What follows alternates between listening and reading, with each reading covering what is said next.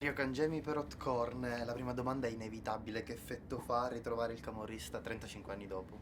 Beh, ritornare alla mia opera prima dopo tantissimi anni è un'esperienza molto speciale. È un po' come tornare a confrontarsi con se stesso, un po' a ripercorrere in qualche maniera la- il, il tuo stato di preparazione all'inizio del viaggio, della professione che scegli di fare. E quindi ho ritrovato la mia passione, la mia energia, la mia voglia di fare cinema, il mio sapermi impegnare su un tema importante. Poi ho trovato anche tante ingenuità e ho trovato anche tante cose che forse oggi non saprei fare, così come le ho fatte all'epoca. Quindi un riguardarmi, un potermi osservare dall'inizio del viaggio che ho intrapreso 40 anni fa. E quindi un'esperienza molto bella, sono grato alla Titanus di avermi dato l'opportunità di viverla. Ecco, infatti parlare del camorrista significa parlare anche chiaramente di Goffredo Lombardo. Lei che ricordo ha? Beh, di Goffredo Lombardo io ho un ricordo enorme perché devo tutto a lui, perché all'epoca non era scontato che un produttore del suo livello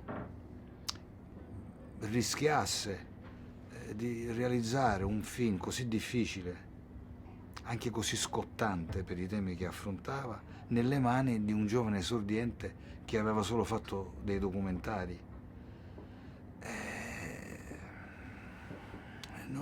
Io oggi talvolta ci penso, non è così scontato e quindi gli sono grato, ma anche per gli insegnamenti che mi ha dato, ma anche per quest'idea assolutamente incredibile di suggerirmi di fare, oltre al film, la serie all'epoca, pur di riuscire a mettere in piedi il budget necessario a fare il film, perché il film era troppo costoso per un esordiente.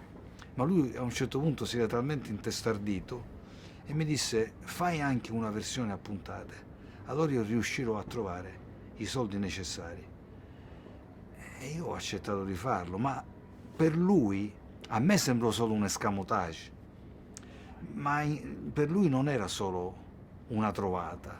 Lui era convinto che lo schema della narrazione seriale non si fosse esaurito con gli sceneggiati televisivi degli anni 60 e che avrebbe avuto una nuova giovinezza. Il tempo gli ha dato ragione e quindi oggi talvolta la gente pensa che io questa serie l'abbia girata adesso, perché sembra anacronistico che io l'abbia girata 40 anni fa. E invece è così, l'ho girata che ero poco più che un ragazzo. Fantastico. Tornando anche a quello che diceva prima, se il Giuseppe Tornatore di oggi potesse dire qualcosa al Giuseppe Tornatore di quegli anni, cosa direbbe?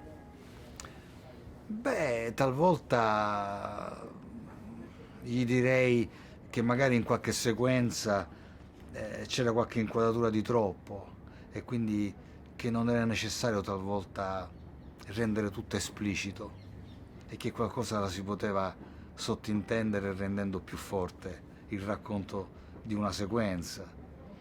Però su certe altre cose oggi sarebbe quel tornatore lì che mi insegna come essere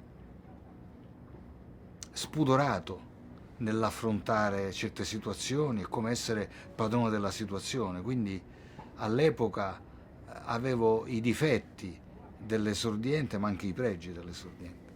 Grazie mille, grazie Prego. davvero.